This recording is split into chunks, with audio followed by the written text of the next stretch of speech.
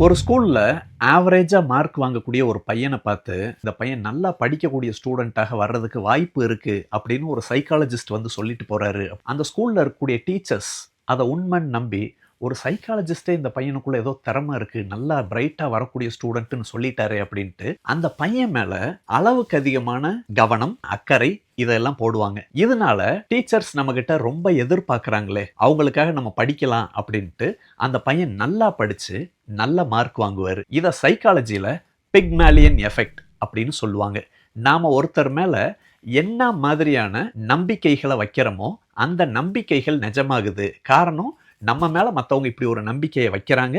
அந்த நம்பிக்கை உண்மையாக இருக்கிறதுனால தான் அவங்க அந்த நம்பிக்கைய நம்ம மேல வைக்கிறாங்க. அந்த நம்பிக்கைய நம்ம காப்பாத்துவோம் அப்படின்ட்டு, அதுக்காக அவங்க வேலை செய்யறாங்க.